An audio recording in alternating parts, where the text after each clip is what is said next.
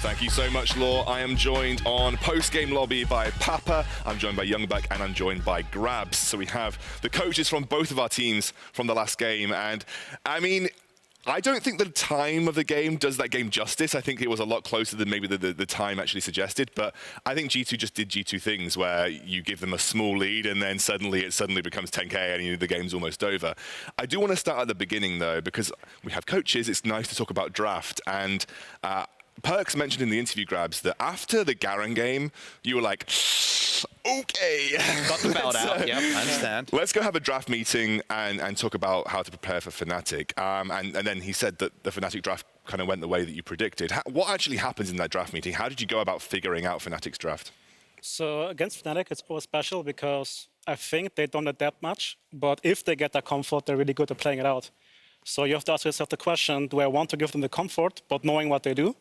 Or do I try to throw them off, but at the same time, have not ideal draft, right? Because usually on blue side, what you get, you have the decision. You know what you want to get first, you get the composition. But if on red side, I know what they want to pick and I get counter picks, it's really good for me, right? So pretty much we were sitting there, okay, they're going to pick the Karma, we're going to give them Aatrox, we're going to pick Kled and Sejuani into it. They will take TF because Corki is banned and just everything happened the way we expected it to. And then even though the draft went well, it's still execution, right? We died to Broxah, who was like spending, I think, 2 minutes in bushes, I think, killing us. So early game didn't go as well because we could have played around it. But then again, yeah, we kind of read the draft. It wasn't that hard. But again, they were happy because they got their comfort. I have an interesting kind of follow-up question on that one in terms of very much I understand the idea of like absolutely going to take Karma if it's available, absolutely going to take Aatrox. It's like suspicious it's open kind of in second round on the blue side. When you're thinking of the counter picks to that, is it more lane focus, or is it this is how that comp is likely to play out, like a 1-3-1 draft largely from Fnatic, and we want the ultimate from the Kled to really kind of force onto the 3 if they try to play 3 lanes or to catch people? Or is it more, we like this matchup, we like this matchup, we like this matchup, it's 3 great matchups? Like where do you kind of put the percentages to how much the lanes matter or how much the kind of game state, how the game is expected to play matters? It just really depends on what picks you give them. For example, here we knew they're going to pick the Karma and the Aatrox. So if we've kind of 2 picks, it's going to be more lane focused. If we, in some metas, there's only 1 OP pick. If you give that away, you can build a comp around it. Think of Faker's LeBlanc when suddenly the Morgana mid came in. Sure. And then all 5 champs are good into LeBlanc, right? So it just really depends from champ to champ and from team to team. Actually, on the flip side, Youngbuck, you had to prepare for G2, which I think most people looking from home would say, how? Like, how do you prepare for a G2 draft? Because they just seem to have such an eclectic selection of champions that they can bring to the table. When you sat down with Fnatic to say, this is what we're doing, was it just, okay, let's take our standard and see how it goes? Or did you have like an idea of what they might want to go? It was relatively easy. I think that's bound to the meta and also us having side selection. So we could go blue side, and it's more that the ball is in their park. They have to ban the champions we want to first pick, and then we share champions like Yuumi, champions like Rakan. We share these champion pools, but if they don't ban it, then we will take them. So it was more, I think it's more difficult for the red side here to draft. Like we had Kiana and Yasuo locked in, but we had a lot of different options for third ban. Usually against a team like G2, if you're red side, you need like 3, 4, 5 bans because you have shared champions, and then the champions G2 are very good on. Yeah. But I think blue side made it actually relatively easy. We got our comfort picks, like Grab said, but we were really happy with our draft. I guess I have kind of a question on kind of the Fnatic perspective of G2, because I feel like Fnatic is very defined how they want to play the game, pretty consistent in what the picks they want to take. I feel like everyone can kind of get an idea of what Fnatic is. How does Fnatic view G2? Like if you had to describe G2 to a friend or to someone on kind of a simple level, high level, not necessarily getting super into the weeds, like what would you say is G2 and the G2 playstyle? Because I think some people just say, wow, it's caps popping off or perks popping off. They focus too much on the players and their history. How would you say G2 as a team, what is their play style? I think one thing we really looked out for is that Mickey X and Junkos like to spend a lot of time around the mid lane and try to free up caps. So that was really important for us. That's why we didn't really mind him playing something like Azir, which doesn't really do that much with Prio compared to like an Aurelia or... Much more of a safe choice, right? Yeah, so we were okay with that. Other than that, just a really brawl-heavy comp team that really likes to fight at any opportunity. So with that in mind, we wanted to match that because we feel like we're one of the few teams in the league that has a chance actually fighting toe-to-toe. Because if you try to just surrender, then you know that your turret play, it's your turrets, your game is going to be taken away. So I think it's good that you catch that. If you don't also have fighting tools, you got no tools. Pretty much, yeah. Grabs, I'm actually interested, and this is just a couple of replays from the game, obviously, but it highlights what I think everybody knows about G2, which is you give them an inch and they take a mile, which is, you know, the sense that they take everything if you give them just even that little bit of an advantage. How did you go about getting your team to think that way in game? Because as we talked about on PGL yesterday, it's quite a unique way of looking at the game where you're willing to take these risks for such big rewards. How did you sort of find that playstyle for your team, and how did you go about like getting it perfected? Because you seem to have got it perfected. I wouldn't even say it's a playstyle, because one thing that annoys me is that I think team compositions, if you draft for team comp, if you draft for a playstyle, it shows weakness, because in the end, pressure and tempo is what decides the game. So, for example, for some lower-end teams, they would say G2 just fights randomly. I think you know, we just draft on we fight on priority, right? Let's say, for example, Mickey knows really well how far his engage extends on Pike. And for example, here in one clip, Tom Kench was just on range. That means having the numbers advantage, there's no way you lose the fight. And it could be like a 3-4-1 or 3-4-2, but it's still a fight you win, right? So therefore, I don't think it's much about having this playstyle, but just my 5 players understand pressure and tempo. And honestly, that's not something I can take credit for, because they're all veterans and they all had this knowledge beforehand. So it's more about communicating and everybody knowing, okay, we're actually now in a way to engage and we are close to it. So everybody just look and be ready. And then since we know we have a tempo advantage, and it should be a good situation, we just go for it. Question just to follow up on my knowledge here. There's kind of 2 ways you can look at kind of how G2 is, because aggressive is a word that's used a lot. A lot of aggressive players always getting to look picks, and that it could be we just happen to have 5 aggressive players that love to play aggressive, that played aggressive in solo queue, and they happen to come together and gel. Or that could be we have a great communicating team that's always got the information flow going, know where we're strong, know where we're weak, and it's the communication that provokes the aggression rather than just the players were aggressive. Where would you say G2 lies on that? Did you just happen to get that like perfect 5 players that really jive and want to play aggressive? Or is it just really that information flow that's been instilled in them just allows that aggression to come out? I think it's just really rare to have 5 playmakers, because everybody is innately aggressive, as you said. That also means everybody is confident in pointing out, like, oh, this guy's inting, we can catch him now. And everybody just follows up, because there's much trust in the team. I think Jambak knows it as well as a top coach, that it's really rare that on 5 players, even though, of course, superficial it might be, there's like pure trust. Yeah. Very often you have one player who is like standing out. Even week to week, it can change, Yeah, exactly. right? Yeah. So on this team right now, and of course we have success, so it's easier. There's like just pure trust. So if somebody says, let's go in, they go in. And maybe we win sometimes, but in the end, it wins us most games. We win together, we end together. Yeah, pretty much. It's one way to go. Interesting that you got these 5 players that all seem incredibly intelligent about the game in their own right. And then, do you have any specific shot caller or communicator, or is everybody contributing at a decent level in G2? I think the one-shot caller model is really outdated. Yes, yeah. Here, like, all 5 players are able and willing to communicate. That's really interesting. And actually, on the topic of last game, we've got our key player of the game, and it will be Mickey this time with 55% of the vote. I like that it's Mickey. I think he did a stand-up job on Pike, and I think obviously accelerated things really nicely. I got kind of mad last game because we had the whole best Pike discussion. And they first picked it. Like, we had no chance of showing all Pike, so this time we first picked it ourselves, and he won the game alone. So I think the discussion about best Pike in the EU is open again. We'll see in Athens, I guess. On the best of 5.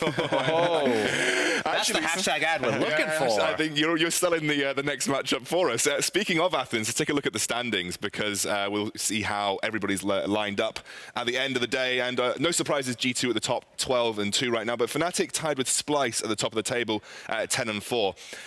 This is a better position for you, Youngbuck, than you were in Spring Split. I kind of want to explore something that Grabs was talking about. He did an interview recently where he said the stress of playoffs is causing negative atmosphere in a lot of teams, and that sometimes can lead to poor performances. Does Fnatic feel that, or because they're in a much more comfortable position this time round, do they feel a bit more relaxed about it? I think we feel very relaxed, but it's also because after last week, we kind of felt like it was not in our control anymore to fight for 2nd place, because Splice got the lead when we lost to Misfits. Now that Splice actually dropped the game when they should, and the race is on, so maybe the pressure rises again, because we actually play Splice in the last week and we have to win that game. You're both locked in for playoffs as well, so the top 3 there, G2, Fnatic and Splice, are all in playoff positions now. So you guys don't actually have to worry. You can play Garen wherever you like now. Oh, no. Papa will leave us anyway, so no more Garen. No more Garen. No more Garen. I got something to take back to Korea. I appreciate There it. you go. Actually, when you were giving that interview, I mean, where did that come from? Like, how did you sort of go about generating that opinion? Is it something that you've heard from teams, or is it just your personal opinion about what you've seen? I've been there 2 times with Rocket. Yeah. Where, I mean, we started really bad, right? I think then spring 17 we were 0-7, and then won 6 best of 3s in a row. So it's kind of easier for us because we're on a high. But the way you think about it is that many players have the dream of going playoffs or going worlds. In spring, you can say, it doesn't matter, we're still gelling together, there's still a chance in summer. And now suddenly they see their season ending and they see like, okay, we don't have time anymore. I want to go to playoffs, I want to go to Athens, I want to go to worlds. And if then somebody's inting you in a scrim game or you're like already pressured, then of course it's going to boil up faster than on other teams. So I think that's why there's a chance that this can happen, right? If the coaching staff sees it, what they should, they can talk about it openly and then it's fine. But I think not every player is very communicative. That means they also just keep it inside and then explode later. So it's rough, for sure.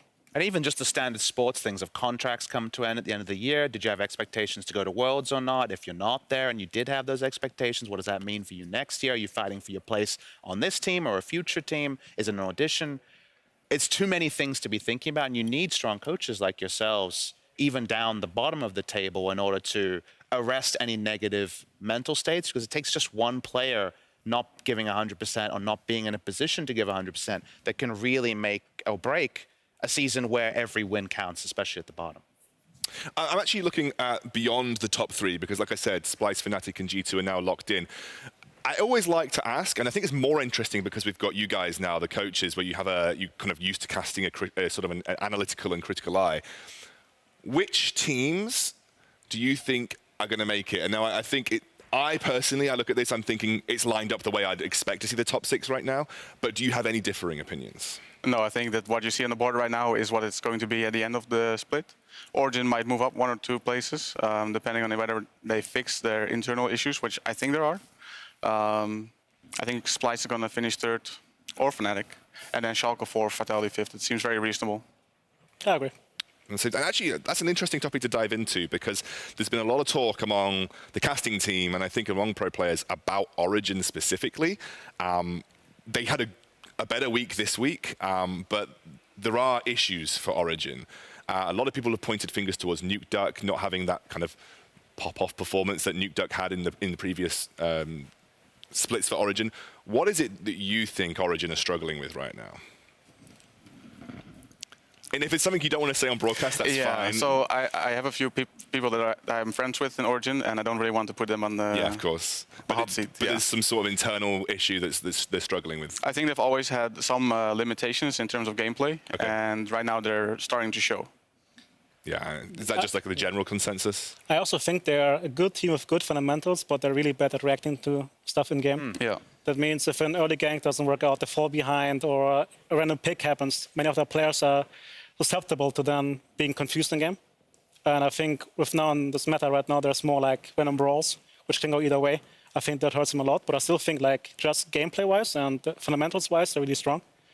So expect them, if they fix the issues, which you said, that are going to be strong for players for sure. I think you bring up a really interesting point because, we had SKT at the start of the season fall away. I think a lot of teams that found success in spring, and Origin was, of course, a clear second in spring, fell off in summer because the meta got so brawl heavy that it became very difficult to kind of diagnose on the fly how strong are we and where should we play, because our original plan kind of had to rip it up when there was 15 extra kills in the game and that Infinity Edge shouldn't have been that's there. And I think I'm kind of with you that's what I see on Origin, is that they get to points where they're like, wait, what is our next move supposed to be? And then trip up in execution. And if you're aggressive enough, you can actually find that they trip up quite a bit. I think something that Origin was really good at in the spring is playing around the bot lane when they had winning bot lane matchups. They really knew how to play around it with the jungle, how to freeze the wave at the right time and then call in the jungle to gank at the right moments. Recently, he's been playing a lot of Ezreal, Patrick, so you often don't have priority in many lanes, and that might be one of the reasons why they've not looked so hot, because a lot of the early leads that they did generate were from winning bot lanes and playing around it with the jungle, always getting first Drake, first Herald at 10 minutes. They were excellent at that. They had like the best fundamentals macro in that regard, and right now they're just picking losing bot lanes. Ezreal time can shit on their tower, play for solo lanes, or play for mid lane mostly, and it's not really the Origin style, I think. I actually want to touch on something else that has been a bit of a hot topic on the broadcast as of late, and that is Splice. We actually showed a graph, and I don't know if you saw it in Ready Check, where we looked at Fnatic and G2 from I think it was 10 minutes to 25 minutes, what your gold graphs do. In your wins, it's just up. In Splice's wins, flat, completely flat. What is it with Splice that you think they're struggling with? Because they seem to have the fundamentals to win games. They obviously are 10-4, they're winning games, but they haven't got the killer instinct that Fnatic and G2 seem to have in their winning moments. Is there anything that you've noticed that they particularly are struggling with? I can go first. I think they're very poor at taking tier 2 towers. So that really requires a lot of back row and good rotations. It's much more difficult than pushing in mid, going to bot lane, hitting the tower, getting some plates. It really requires multiple rotations and good vision setup, and I think they struggle with that. They're also not a team that, when you scout them, you're like, oh, I'm really afraid they're going to start Baron. They are very, very slow. They take it very simple. I don't think they have many risk takers in the lineup. So when you prepare for Splice, you feel actually really comfortable, because even if you're 5k down, you know they're not going to push it like G2 does. And you feel the same way, Grabs? Yeah, I agree. I think they're a team that says, oh, I have an item and 1k gold, let's farm for it, even though they're 5k ahead and then nothing happens. They also tend to die on sidelines a lot when they're setting up for 2 towers for no reason, just because the player, I think, is confused or something. That's how I feel sometimes, because the mistakes they do are, like, for a top-tier team, not acceptable at the point. And as we said, right, I think Fnatic understands pressure well, we do. And that means also taking the fight for V3 because it's a good fight, and Splice is not the team that does it. So they're good at not losing the game, but they're not good at winning the game. And do you look at Splice, to kind of echo a comment that you alluded to before, you know, the LCK versus LEC discussion? Because I know I see you in Twitch chat all the time, Grabs. I know you watch all the other regions. The LCK teams, Riftfire there was a blip where things were more aggressive, but we've been getting some really, really long games, you know, 30-minute, 35-minute, 40-minute, not even Corki Azir, just farm-out games more often than not. And I think Splice kind of echoes some of the Korean teams and how they approach games. How do you kind of, because you have a lot of very vocal players and you're a very opinionated person yourself, Grabs in particular, how does G2, kind of the prototypical 2019 turret play aggressive meta team, look at how the LCK is playing, and how do you understand? Because we know that Duke had some very strong comments about he felt that the LCK was very out of date in how they were trying to play the game. Do you look at it that simply, or do you see something else that perhaps other people don't see? I kind of agree. Again, they have good fundamentals, right? Like we noticed as well when we bootcamped in Korea, even the lower-end teams are just better at macro than any mid-tier team in the EU. Like by far. Jinair and KT Rolster? We scrimmed one of those two teams and we went 3-3.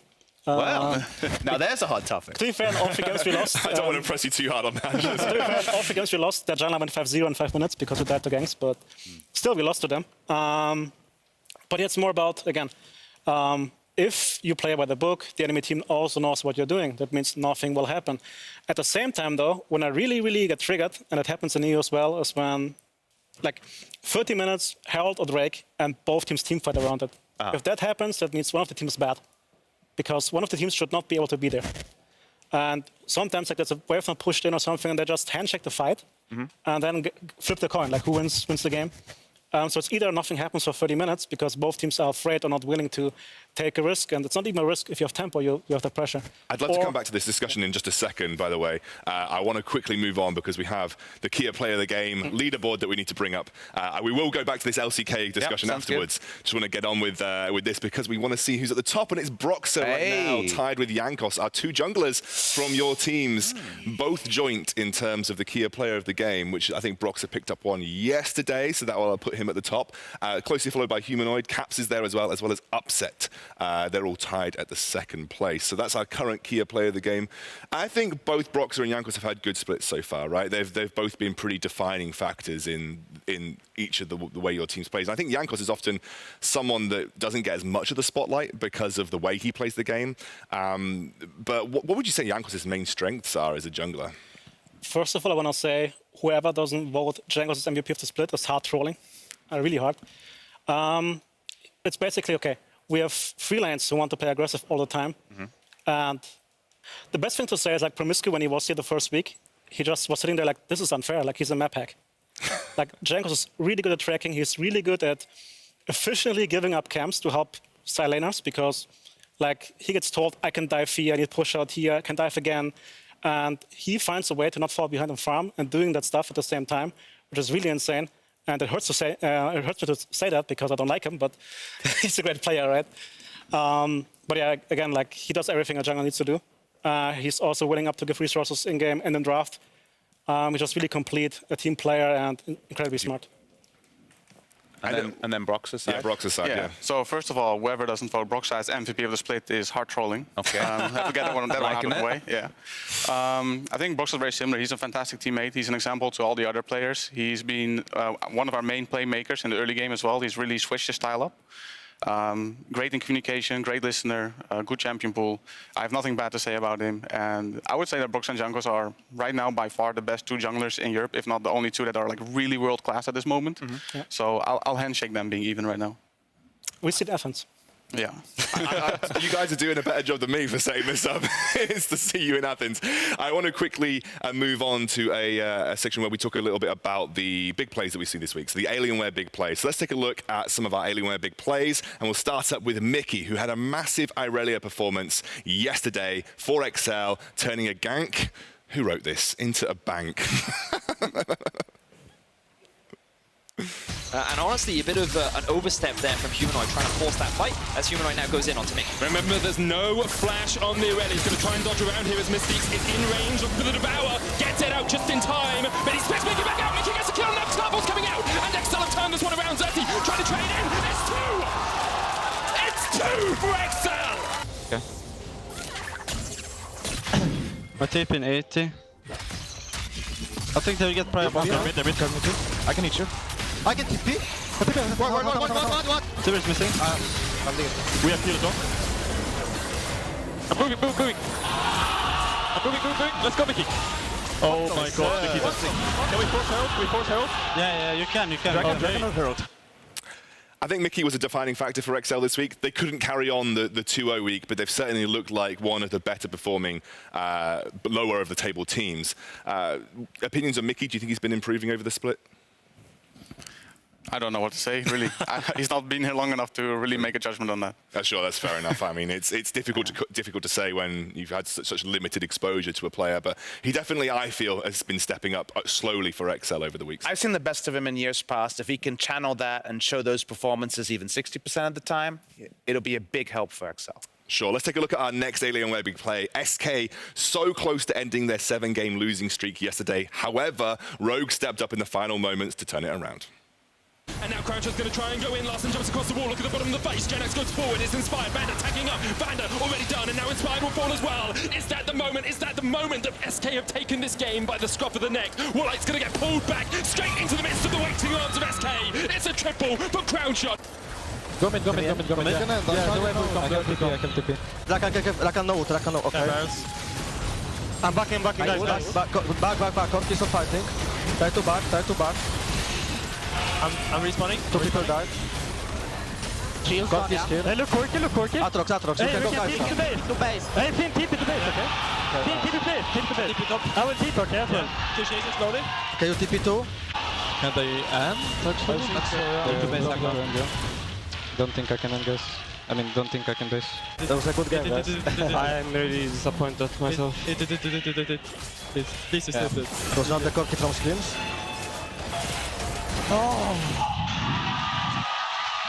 Win is a win, I guess. A win is a win, I guess. I think that kind of sums up SK at the moment. They have another team, 7-game losing streak, a massive losing streak. Grabs, from your perspective, anything that, there's probably too much going wrong, I guess, but what do you think one of the biggest issues for SK has been? It's hard to say because, again, I've been there with Rocket. And the thing is, as a coach, I guess you see the fundamentals and you know it's there. But it's very often just a small win, a small skirmish in the early game that goes right. And then suddenly everything clicks into space. So the thing is, of course, after like 3 or 4 defeats, you second guess yourself all the time. Yeah. And then this downward spiral, and it's really hard to get out of it. But hopefully, I think they won today, right? So. Yep. They did. They won today. Yeah. So they finally broke that losing streak, which for SK was very much needed to keep themselves at least with a shot at playoffs, because right now it's looking pretty dire at the bottom end of the table. In our final game of the day, the match of the Eons, it truly delivered on its namesake. Far out, I think. Alright, we'll pull. Good. No flash. Nice. Go, let's go. Yeah, we kill. Working behind. I'm going. You see a flash? I have shield for you. I'm out. Yes. Okay. I'm coming all the way here, okay? Sure. It's really good fight there. Come as well. Maybe I can hold up. Yeah, you can. Okay. I'll shoot him at least. He's here. I'm moving. Tank. Yeah? He has no flash. There we go. Nash? That's Nice. not I mean, guys. Tower. Yeah, No, I can't put... Gragas no flash. Yeah, go Gragas after. Yeah, I'm on Gragas. Yeah. Oh. Hey, Red. Don't kill me. Let up anyway. I want to see you. Maybe. Just kill Aether first, I think, so he doesn't heal. And I'll then... go cover. Can't man no flash, I can slow him down. She's slow. Go mid now, get the engage. Flash this fight. Gragas this. I can even flank TP with the... Okay. Okay, the ending. I like it. Nice. I'm gonna fight here. 10 seconds, we can end. I'm killing Broxa. Let me kill Broxa. I got it. Oh, Let me fucking kill Broxa. Look. I got him. Flash jungle. Oh yeah, good job, Mickey. I'll hold it to the base. Yep. It's funny watching Grab's face during that. He's just smiling to himself, hearing his players. Do you listen to their comms that are in game, or is that kind of the first time that you hear them talking? No, I mean, of course, we listen to them. We have the backstage, and I mean, in scrims, it's the same thing, right? When they feel like the game is close, they change their communication style. Yes. But at that point in the end, it was clear that we're going to win after that fight. So, of course, they're going to joke a bit more and let me kill that guy. I want to get that kill. So, everything is fine. And on the flip side, how are Fnatic with communication, especially in that situation when they're kind of down and out, essentially? In this regard, I think we were actually really trying to keep the spirits up and trying to find the win condition for the game, but it was pretty difficult. But that's where Broxa is usually the emotional leader. Even when 6, 7, 8k down, he'll try to lift the spirits, and then Hylissang is the one who finds the win conditions. I also think we're a team that kind of gets in a troll mood. Like yesterday, when we played, at 5-6 minutes we knew the game was won, and we started just brawling everywhere and fighting because the game was locked in for us. Yeah, I also had a feeling of 5-6 minutes, but I had to keep it professional. So you guys aren't done just yet. We have 2 weeks left before we gear up for playoffs. Let's take a look at the schedule coming up next week. You guys are going to be facing up against Rogue, so G2 event against Rogue, and we're going to have Fnatic taking on XL. So by all accounts, you're facing teams that you'd consider fairly easy to begin. I kind of don't even need to ask you. I think everybody knows that that's probably a matchups that are favoured on your side. But maybe for you, Young Buck, XL, a team that is gaining a bit of confidence, has it changed the way you approach them? Probably not. Probably not. If anything, it just makes our players more aware that they have to take it very serious from the start. Sometimes when we play against lower tier teams, you can just feel that the energy is much different going into the match. More laid back, not as much caring about actually playing good. And then there's also something happened the first time we met XL. We actually almost lost because we were almost 10k gold down, 3 Infernals, and we managed to make a miracle comeback, but we really should have lost that game. Those are the moments you build those bad habits, right? That come to really haunt you in future games. So good catch up there, and they'll definitely want to do better this time around. I think for you, Grabs, very quickly, Rogue have changed up some players. Has that changed the way that you're going to approach them? Not really, especially in a best-of-1 setting. I don't think it's that worth to prepare for your opponent. Of course, if it's Fnatic or Splice or Origin, it's differently, but usually you just look at yourself, what you can improve, and you play your own game. Then for best-of-5s, you can start actually looking at your opponent. So I don't think anything will change. Yeah, I think actually in that situation, G2 have done so well sticking to their own game plan, as have Fnatic for the most part over the course of this split. I'm really excited to see you guys. I'm sure that you guys will likely be those finalists in Athens, but of course, lots still to go. We'll have to see how that pans out when we get there. Over in the LCS, however, this week we're about to start off with Counter Logic Gaming taking on Optic Gaming. And after their last game, you can catch the rebroadcast from the LEC today. That was all of us. That was all from us, rather, in week 7. Thank you from Papa, thank you from Young Buck, and also from Grabs. You all had made this a very, very fantastic and informative PGL, but we'll see you next Friday for more LEC action. The LEC thing is fun. Rush in, drop back.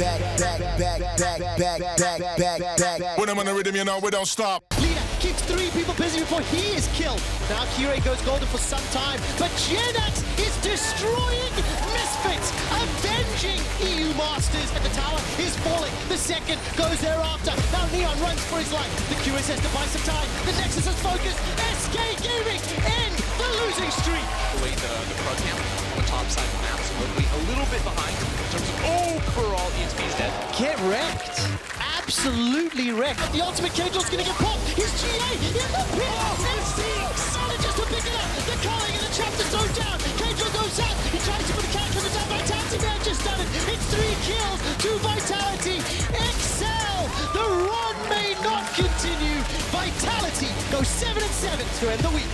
Cersei on the way in, wants to get this one out with the ultimate. Finn, is he focusing? Is he in the shot? It's not gonna. Oh!